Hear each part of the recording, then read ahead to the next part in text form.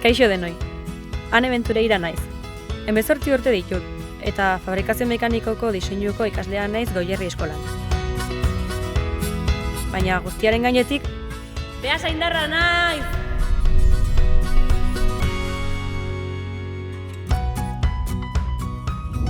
Arrotasunez diot hau. Galdetzen didaten bakoitzean pentsatzen baitut zorte handiko pertsona naizela, horrelako herri berezi batean jaiotzeagatik. Mundu mailan ezaguna da. Zergatik eta bere industriaren garrantziagatik. Sortu zenetik, orain hainbat mende, aurrera egiteko aukera guztiak aprobetxatzen jakin izan du. Beasain da nire herria, eta ziur naiz ezaguna egingo zaizuela.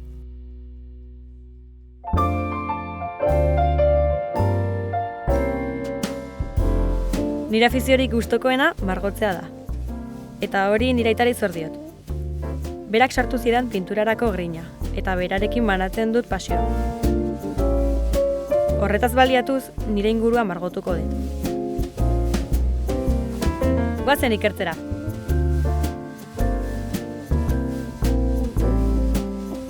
Lehendik eta behin, Igartzako monumentu multzora gonbidatu nahi zaituztet. Hau baita gure historiaren abiapuntu eta Beasaingo lehen lantegi handia. 16. mendean eraiki zen, eta irudimen pixka batekin gaur oraindik Erdi Arora garraiatu gaitzake. Dana hementxen hasi zela diot, hemen biltzen baitziren errota, urdinola eta azpiegitura hidrauliko garrantzitsu bat. Egiaz, Igartzako olagizonen ondorengoek sortu zuten Fabrika de Hierro San Martin, gerora KAF izango zena.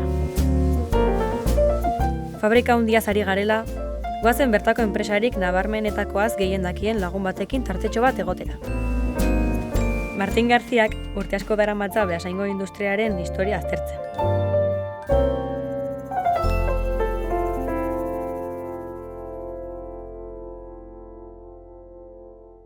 Soy Martín García Garmendia, nacido en Beasain hace 74 años.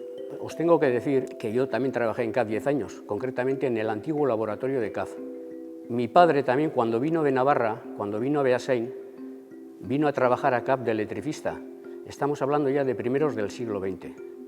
Un grupo de jubilados y hemos hecho una agrupación que se llama la Emniscata, que damos la oportunidad a todas las empresas punteras de la comarca todos los años de mostrar su producto y demostrar cómo de alguna manera están situadas en este mundo tan globalizado que nos han obligado a estar.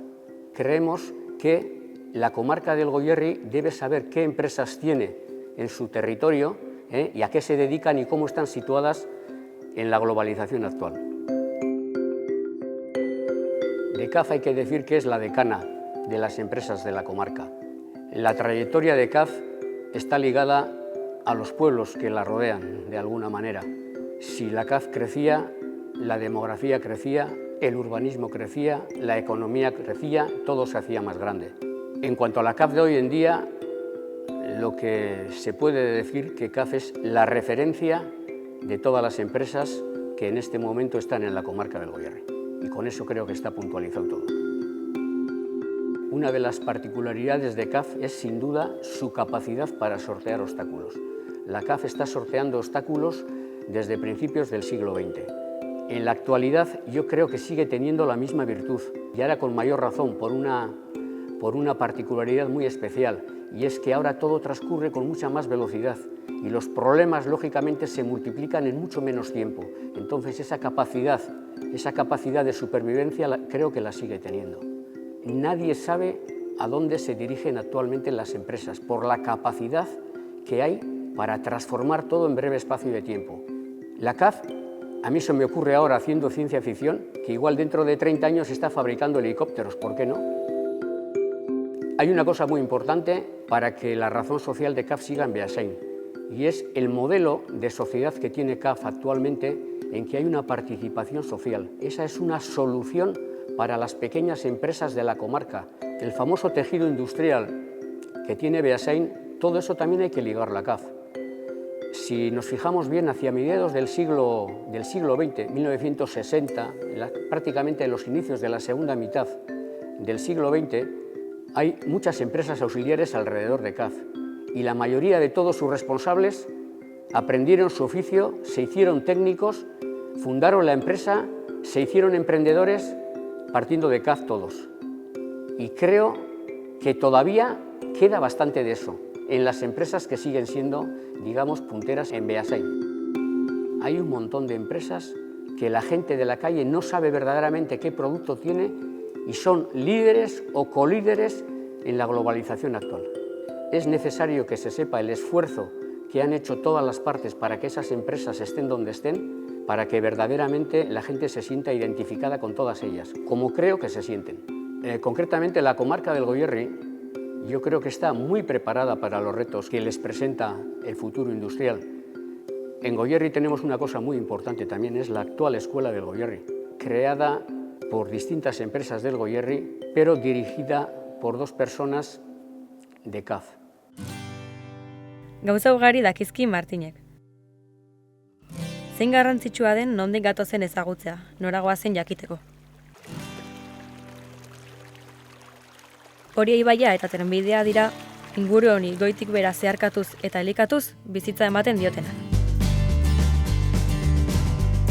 Bai orain, baita aintzinaroan ere, herriaren sorreran eta bilakaeran bere biziko garrantzia izan baitute batak zein besteak.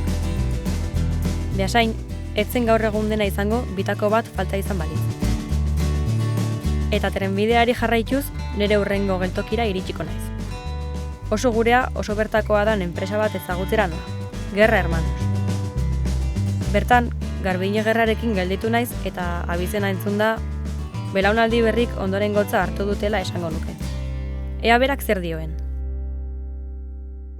Garbine Gerra naiz, GH enpresako marketing arduraduna eta GHko tailerrean aurkitzen gara, GHko bihotz-bihotzean. Iaz, 60 urte bete genituen eta gure filosofia berdin-berdina da. Garai berrietara egokitu gara eta merkatu desberdinetara iritsi gara, baina berdinak segitzen dugu izaten. Gure gurasoek sortutako proiektu bada. Bereak ziren ormaiztiko famili pobre bat, eta nahi zuten bere kabuz zerbait egin. Ez zekiten zer, baina argi zeuketeran zerbait nahi zutela egin, bere kabuz. Ezin dugu hori ahaztu, asko zor diegu eta beraiei esker gaude gaur guk hemen. Familia enpresa izatea guretzat oso garrantzitsua da. Orain desberdin ikusten da, orain dela urte batzuk ikusten zen enpresa familiarra behar bada gaitasun gabekoa edo profesionaltasun gabekoa. Baina goain ikusten dugu kanpo ateratzen zarenean eta bezeroek eta ikusten dugu erakargia egiten zaietela nola guk gure erabaki propioak hartzen ditugun eta nola gure proiektua proiektu independiente bat dela, ez? Eta hori balio handikoa da eta konturatu gea bezeroentzako eta laguntzaientzako balio handia dela. Nire ustez, beasaindarrok definitzen gaitu ekintzaile izatea. Eta ere, pertsonarekiko eta gizartearekiko daukagun konpromisoa. Uste dut jende ausarta izan garela. Konplexu eta beldurre gabe atera gea mundura, merkatu desberdinak eskuratzea, ezta? Egia da, gure ezberdintasuna dela guk produktu propio daukagula. Eta hori abantaila handia izan da eta lagungarria izan da guretzako. Goierrin ekintzaile grina hori bere unibertso sozialean dago. Eta uste dut bai Beasainen eta bai inguruko herrietan hori nabarmena dela. Bai Beasainen, bai Euskal Herri osoan gauzak egiteko era badago. Ez okarragoa, ez hobegoa, baina gure era propioa, ezta? Eta nik uste dut hori balio badela eta joaten garen lekuetara eraman behar dugula. Hemen gure inguruan ekintzaile grina eta konpromisoa uste dut pixkat berezi egiten gaituela. Hala eta guztiz ere orain egoera ez da berdina, elementu berri batzuk daude, hau da berrikuntza, globalizazioa eta bezeroari zerbitzeko bokazioa. Goierri Bailiren parte gara eta guk hori aukera bikaina ikusten dugu. Batez ere lankideentzako. Lankidetza bai enpresa traktore artean eta bai ere azpikontratatu gisa tailer eta enpresa txiki egiten dutenentzako. Eta gero ere guk lagundu dezakegu enpresa txiki hauei kanpora ateratzea gure esperientziarekin eta hori derrigorrezkoa izan behar da guztientzako merkatuan jarraitzeko. Etorkizunean, bezeroaren ondoan egotea funtsezkoa dela eta ardatza zerbitzuan dagoela, ulertzen duten enpresak jarrituko dute mundu lehiakor honetan. Guk argi daukagu bezeroa jarri behar dugula gure ardura guztien artean. Niretzat, etorkizuna dago gazte jendean, nik asko sinesten dut. Beste mentalidade berri bat daukate, oso ausartak dira, oso trebeak, asko dakite eta bihotzez egiten dituzte gauzak. Nik uste dut, ikusten gaituztela leialak eta nobleak. Gu beti aurpegia garbiarekin joaten gea eta gauzak diren bezala esaten ditugu. Eta nik uste dut hori iristen dela. Eta guk kanpo ateratzen garenean kontatzen ditugu gauzak diren bezala eta benetazkoak izate hori balio badela. Uste dut maila altuko estandarra daukagula Beasainen eta edozein premiak erantzuteko mukoa. Leku zoragarria da. Nork esango luke Beasaingo enpresa bat mundu mailako jasogailuen sektorean garrantzitsuenetako bat izatera iritsiko zela.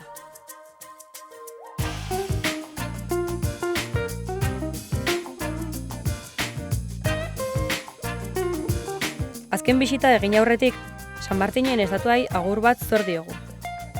Beasaingo patroia dugu, eta bere omenez urtero festak ospatzen ditugu.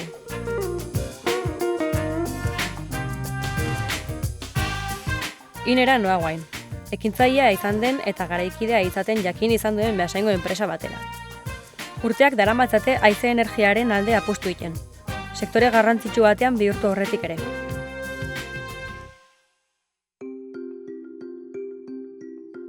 Ni naiz Mikel Arrizabalaga, INEko COA. INE se fundó en el año 74, en una época complicada, había una crisis importante. Posterior INE fue creciendo y afianzándose en el mercado tradicional suyo. Y en el año 95 vimos una oportunidad. Era un sector pionero entonces, que era la entrada en el sector eólico. Tenemos filiales en Estados Unidos, en Brasil, en China y en India, y todo esto ha sido motivado en gran medida por la introducción en ese sector eólico. Una de las cosas que define a las empresas de Guipúzcoa en general y del Goierri en particular es que somos en la gran mayoría empresas familiares. Y yo diría que dentro de las empresas familiares lo que más distingue a ellas es, entre otras cosas, la visión a largo plazo, la implicación y la especial motivación y compromiso de los miembros de la familia, con lo cual no somos empresas que miramos solamente al corto plazo, miramos más allá de eso. Queremos preservar el futuro de la empresa y que las siguientes generaciones sigan trabajando también en la misma. Esta tradición industrial y estos valores que tenemos aquí, como puede ser el emprendizaje, pues la cultura del esfuerzo, la disciplina, la satisfacción por el trabajo bien hecho, etcétera, son valores que son fundamentales para competir en el mercado global. Yo creo que igual ha habido años en los cuales esos valores quizás se hayan perdido en alguna medida, pero yo creo que se están recuperando. Yo veo a la juventud actual con muchas ganas y con mucho entusiasmo. Guipúzcoa tiene una manera especial de hacer las cosas porque yo creo que nos define nuestro carácter discreto y reservado. La renta per cápita, PIB per cápita, etcétera, que estamos en las primeras posiciones a nivel estatal, pero igual nos falta en alguna medida creérnoslo un poquito más. Goierri que tiene de bueno esa diversificación industrial de todo tipo de productos, de tal manera que bueno, digamos que está un poco más a resguardo de posibles crisis cíclicas y tal. Seguimos viviendo en Beasain, pero hemos salido mucho de Beasain, porque el mundo es muy grande. Y si, como nosotros, somos proveedores globales, de clientes globales, no tienes otra opción que salir y mucho de Beasain. Nuestra filosofía es un poco lo de sustraiak eta goak. Es decir, hemen gogea, hemen bizigia, gure enpresak hemen dare, erabakiak hemen hartzen dira, eta, bueno, baino lehiatzen dugun munduan zehar eta gari irikita mundu guztiari, ezta? Aquí no tenemos más. Tenemos lo que tenemos, que es la industria, y que es lo que tenemos que preservar, para nosotros, que ya es presente, y para las siguientes generaciones que vienen también. ¿Y cómo? Pues colaborando entre nosotros y demás. Nosotros damos al mundo, pues primero un buen producto, entendemos un producto de calidad, un servicio excelente, un trabajo bien hecho. Tenemos una zona en la cual además hay un tejido industrial importante en el cual no solamente es un tipo de producto, hay diversos proveedores. Y damos también que, por ejemplo, cuando nos visitan, pues les gusta como somos. Les gusta que tenemos una personalidad propia, les gusta cuando les llevamos de sidrería o cuando vamos de pinchos y tal, y eso también de alguna manera les gusta ver, les gusta participar. Tienes que hacer las cosas de diferente manera, tienes que invertir mucho más en I+D+I. Tienes que dar un valor añadido al cliente que la competencia quizás no pueda dar. En costes no puedes competir con muchos competidores. Tienes que dar algo más y para eso es fundamental la inversión en I+D. Aquí nos conocemos todos, o prácticamente todos, y bueno, no tenemos otra cosa, como decíamos antes, ¿no? Esto aquí lo que tenemos es la industria. Somos una comarca de tradición enormemente industrial, el peso es del 50%, como decía antes, en el PIB, y es lo que tenemos y lo que tenemos que preservar, no hay otra, y hay que hacerlo bien, y hay que competir a nivel mundial, y es lo que estamos haciendo. Al final, no hay que olvidar que las que generan la riqueza y el trabajo son las empresas. Y las empresas, para que generen riqueza y empleo, necesitan unas condiciones adecuadas, estabilidad, seguridad jurídica, una política industrial clara. En este momento tenemos retos enormes de industria 4.0, digitalización de procesos, de productos, etcétera, etcétera, etcétera, que realmente apoyen a lo que es inversión en I+D, que es fundamental, que es el futuro, y que en definitiva pues creen las condiciones para que las empresas hagamos nuestro trabajo. La empresa no es un ente abstracto, la empresa es una organización que está compuesta por empleados, trabajadores, dirección, accionistas, etcétera, y que nos interesa a todas las partes que la empresa vaya bien en beneficio de todos.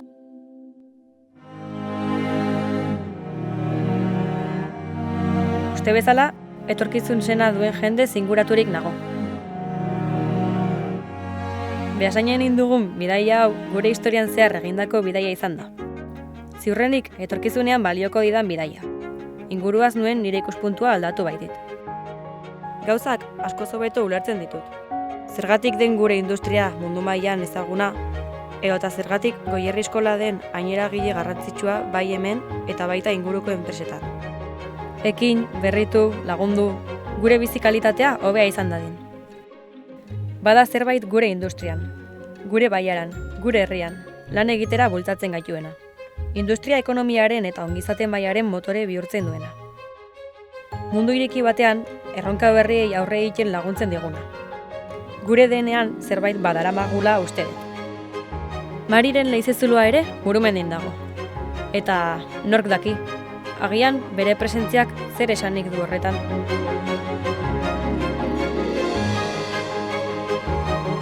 Murumendi bertatik esango dizuet agur. Nork daki, agian urrengo geltoki batean elkar ikusiko dugu.